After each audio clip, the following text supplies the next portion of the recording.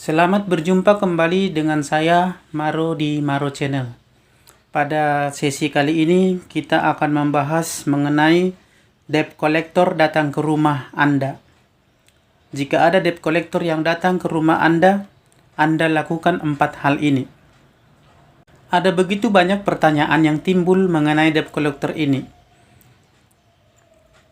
Ketika seseorang mendapat WA atau telepon dari debt collector, apalagi debt collectornya mau datang ke rumah tentunya.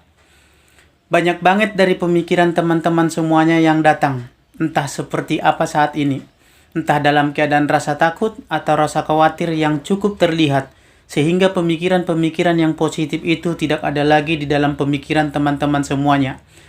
Dan hal itu bisa membuat Anda takut sendiri, dihantui pikiran sendiri, ragu sendiri, dan membuat Anda kadang-kadang merasa terhantui oleh karena ketidakmampuan atau ketidaksanggupan membayar hutang. Sebenarnya tidak seperti itu keadaan sebenarnya, ya, karena masalah hutang piutang ini tidak seperti yang Anda pikirkan, yang Anda bayangkan, atau yang Anda perkirakan. Jadi saya membahas itu tentang menghadapi debt collector ke rumah. Teman-teman boleh simak ini baik-baik, dan yang belum mensupport channel ini boleh disupport dulu supaya banyak teman-teman kita yang butuh informasi dan dukungan seperti ini bisa mendapatkannya atau memperoleh informasi ini. Jadi jangan lupa di subscribe channel ini, bertanya di kolom komentar, dan bagikan kepada teman-teman yang punya masalah dengan cicilan, terutama yang berhubungan dengan pinjol. Beberapa orang bertanya lewat WA ke saya, seperti Bapak yang baru saja bertanya beberapa hari yang lalu. Dia bilang, ini bang, ada enggak DC yang datang ke rumah saya ya? Alamat saya di sini. Ke alamat saya ini, datang nggak kira-kira debt collectornya ya bang ya ke kota saya ini? Nah, ini menunjukkan bahwa berarti masih ada suatu ketakutan dari teman-teman semuanya. Ketika Anda membaca WhatsApp atau mendapatkan panggilan telepon dengan kata debt collector mau mengunjungi, ya. Ketika Anda berhadapan dengan debt collector yang datang ke rumah, yang paling utama kita tanyakan adalah ID card dan surat tugas mereka. Kenapa seperti itu? Karena soal urusan hutang ini kan soal privasi. Ini soal yang paling privat banget. Dan kita tidak bisa berbagi kerahasiaan kepribadian kita ya, tentang masalah pribadi kita kepada orang yang tidak ada hubungannya dengan masalah itu. Ya, contoh soal hutang ini. Jadi ketika ada dari debt collector yang datang ke rumah, bilangin kami dari aplikasi ini. Kita tanya dulu, kalau memang Anda berada atau datang dari aplikasi itu, atau diperintahkan oleh aplikasi yang Anda sebutkan tadi untuk menjemput tagihan, boleh saya melihat ID card Anda? Ya, habis itu Anda minta surat tugasnya.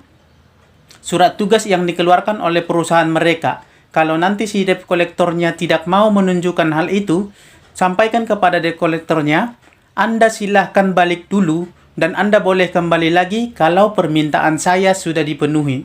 Ya, karena soal hutang ini adalah soal yang paling privasi banget. Jadi, kita tidak bisa nih asal ngomong dengan orang yang tidak ada hubungannya dengan hal tersebut, dan tidak ada kaitannya dengan hal ini. Ya, itu yang paling utama. ID card dan surat tugas dari perusahaannya itu adalah hal yang sangat penting. Kalau dua hal ini sudah dilengkapi, baru kita bertanya lagi tentang sertifikat yang dikeluarkan oleh Asosiasi Fintech Pendanaan Indonesia. Debt collector itu harus mempunyai hal itu. Karena OJK pun sering menyampaikan, debt collector yang resmi itu harus mempunyai sertifikat yang dikeluarkan oleh lembaga resmi juga. Ya, itu yang paling utama teman-teman tanyakan.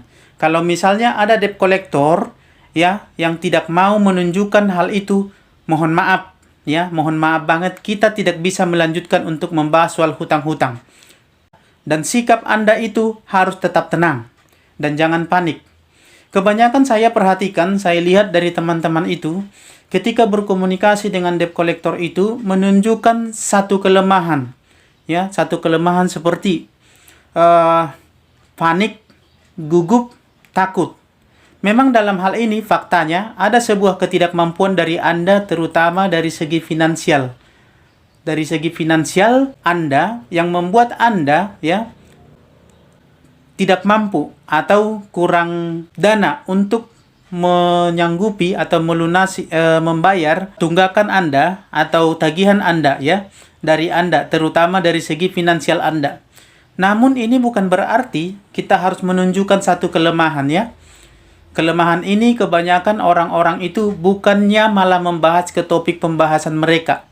Malah kadang-kadang nasabah itu membahas hal-hal yang menurut saya itu nggak ada kaitannya dengan masalah ini. Kadang-kadang malah membahas hal-hal yang menurut saya itu nggak penting ya, tentang hubungannya dengan kewajiban angsuran. Mungkin mengenai Anda sudah bekerja, atau Anda mohon maaf pada DC-nya. Mungkin saya rasa hal-hal seperti itu tidak kita butuhkan dalam hal ini ya. Karena hal seperti itu malah akan menunjukkan ketakutan kita ya, kelemahan kita dalam hal ini. Yang kita butuhkan itu di dalam hal ini ialah komunikasi kita. Memang posisi kita saat ini kita belum mampu untuk membayar ya. Belum mampu untuk menyelesaikan yang menjadi kewajiban kita. Tapi bukan berarti kita harus merendahkan diri kita di hadapan debt collector, ya kan? Saya sering itu yang mendapatkan cerita dari teman-teman, ya dari teman-teman semuanya, terutama ketika ada tanya jawab dengan debt collector. Jadi di situ saya melihat komunikasi Anda memberi ruang kepada debt collector untuk mereka naik satu tingkat untuk menginjak harga diri Anda. Sehingga dengan leluasa debt collectornya berkata kasar atau mencaci maki untuk menakut-nakuti Anda. Itu kenapa bisa terjadi? Ya, itu kenapa bisa terjadi? Ya karena Anda menunjukkan satu kelemahan itu tadi. Jadi, ketika dihadapkan dengan debt collector di rumah, kita harus tetap tenang dan jangan panik. Dan kita jelaskan seperlunya aja, ya. Yang penting poinnya dulu. Kita dengarkan pertanyaan mereka, kita jelaskan fakta kita. Udah cukup itu aja. Jadi kita nggak harus keseringan, oh mohon maaf, maaf ini segala macam. Saya rasa itu nggak penting dah, ya. Yang ketiga, jelaskan fakta yang terjadi, apa yang terjadi saat ini. Kenapa teman-teman semuanya tidak mampu membayar? Kenapa teman-teman tidak sanggup membayar? Jelaskan. Kalau memang saat ini Anda di WFA, kekurangan order atau pesanan pelanggan berkurang, kurangnya pemasukan, atau bahkan Anda baru kena PHK, ya, kita jelaskan seperlunya. Tapi dengan ketegasan ya, bukan dengan mohon maaf berulang-ulang, ya. Itu nggak penting. Karena hal itu malah akan menunjukkan kelemahan Anda atau ketakutan Anda kepada debt collector. Dan tugas debt collector itu menjemput tagihan, bukan mendengar alasan Anda. Dan tugas kita, ya, ketika kita berhadapan dengan debt collector adalah menjelaskan fakta yang terjadi, ya. Jadi kalau misalnya debt collector tidak terima dengan penjelasan kita, itu bukan salah kita lagi. Itu salah debt collectornya.